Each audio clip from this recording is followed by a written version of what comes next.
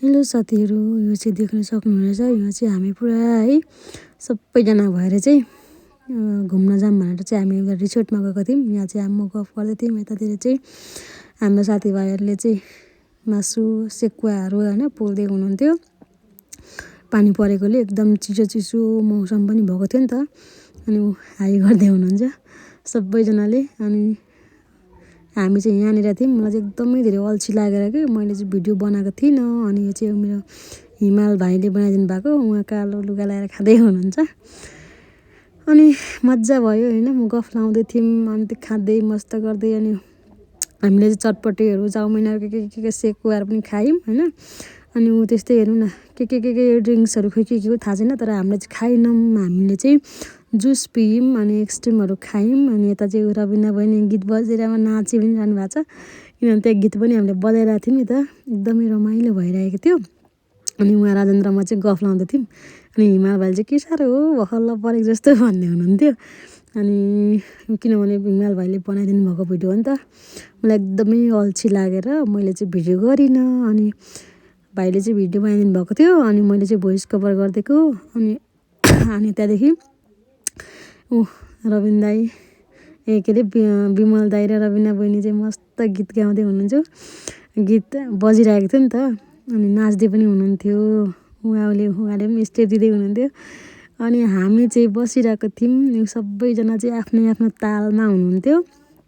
अनि त्यस पछाडि पानी अलिअलि सिमसिम परेर एकदमै जाडो भएको थियो कि। अनि मैले चाहिँ मेरो राजनको ज्याकेट मागेर लगाएँ। अनि यता फेरि छुट्टै संसार छ।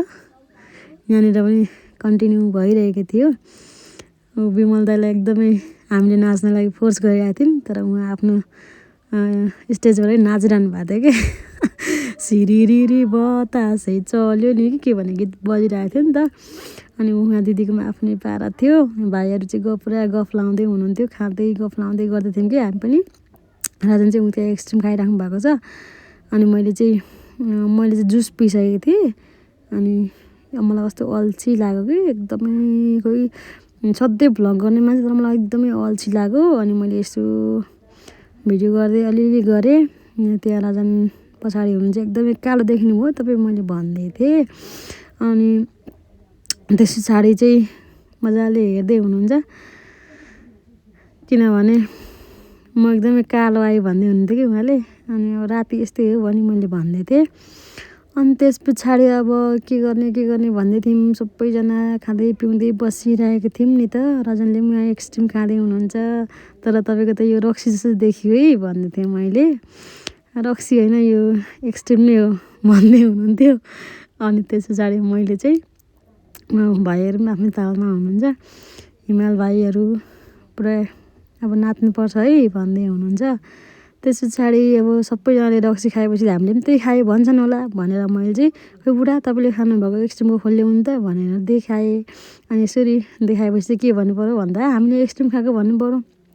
सबै कुरा सकिसके पछाडि अब हामी गीत बजाएर नाच्नतर्फ लाग्यौँ। यहाँ हेरौँ न आफ्नै आफ्नै संसार छ नि त सबैजनाको। यहाँ भाइ चाहिँ हाइ गर्दै हुनुहुन्छ। अल्छी लागेछ क्या उहाँलाई चाहिँ। अनि हामी चाहिँ पुरा हेरौँ न मेरो हुलिया जाडो यस्तो जाडो भएको थियो पानी परेर। मैले चाहिँ पातलो ज्याकेट लगाएर गएको थिएँ नि त। अनि चाहिँ राजनको ज्याकेट मागेर मैले लगाएँ। त्यस पछाडि सबैजना आफ्नै आफ्नो तालमा चाहिँ हामी नाचिरहेका थियौँ। अनि राजनले चाहिँ भिडियो गर्दै हुनुहुन्थ्यो। हिमाल भाइ उहाँ आफ्नै तालमा हुनुहुन्छ। अनि यसो गर्दै नाच्यौँ हामी। अनि एकदमै रमाइलो भयो। यो एकदमै मेमोरी रहनेछ। किनभने अब यो भिडियो मैले लाउँदासम्म चाहिँ उहाँहरू गइसक्नु भएको छ। सो अनि हामी सुत्यौँ।